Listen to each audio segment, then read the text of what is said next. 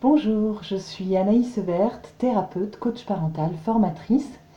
Aujourd'hui, je partage avec vous une croyance qui m'est chère, une croyance qui m'habite et que je vis pleinement et qui m'accompagne dans le courant de ma vie. Je vous la partage parce que c'est une croyance à laquelle je me réfère et que je propose euh, à des personnes que j'accompagne en thérapie quand je sens que cet appui-là pourrait les aider. Donc j'avais envie de le partager avec vous aujourd'hui. En fait, vous savez, dans la vie, on dit souvent j'ai peur de faire le mauvais choix. Ou bien, pire, j'ai fait un mauvais choix, je regrette. Et vous sentez peut-être que ces énergies de regret, de culpabilité, de j'aurais jamais dû décider ça, je me sens mal, etc., etc.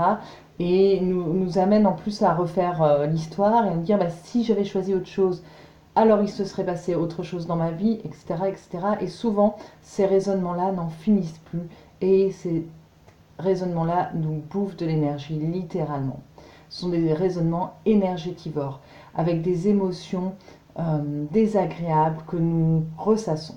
C'est du ressassement. Et ça, c'est tout sauf positif, et je crois fondamentalement que cela ne nous porte pas.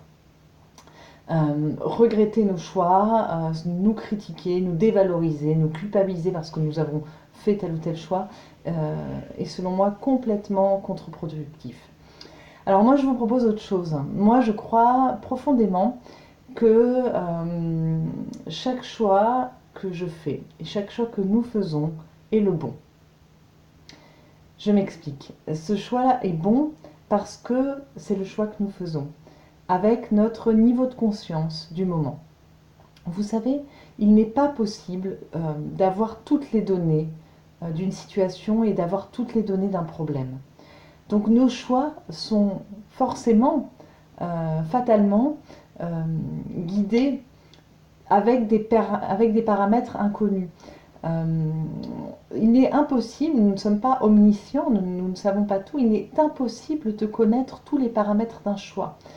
Et nous, enfin en tout cas moi, je ne lis pas l'avenir non plus. Donc je ne sais pas quand je fais un choix ce qui va advenir.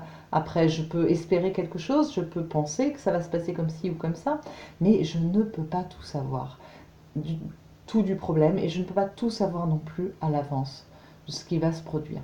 Donc je dois accepter finalement que mon choix, je le fais sans avoir toutes les données du problème.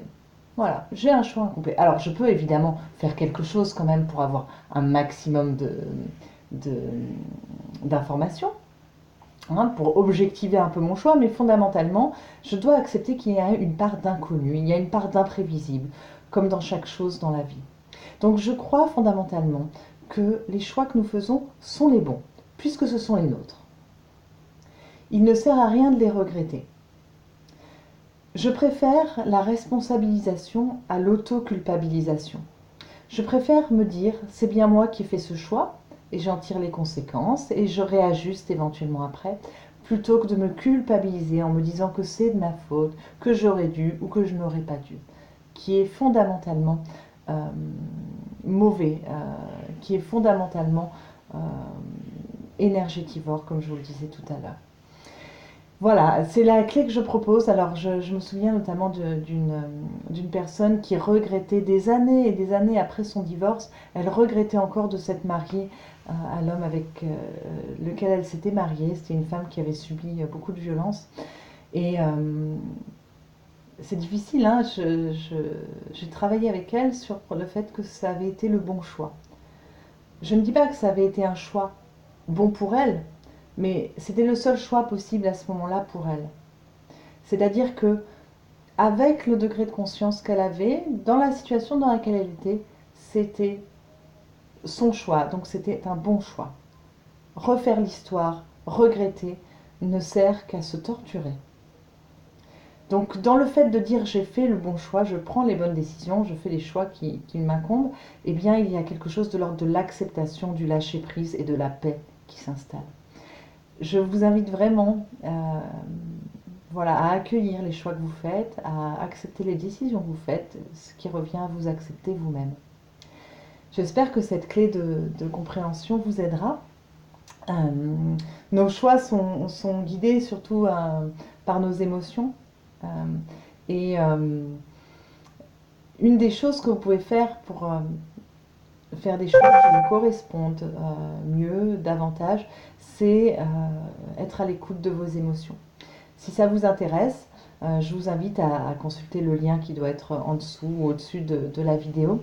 Je vous propose un atelier sur la thématique des émotions. Mieux je me connais, mieux je connais mes émotions et plus je fais des choix alignés avec qui je suis. Je vous souhaite une belle acceptation de vous-même et puis je vous dis à très bientôt. Au revoir.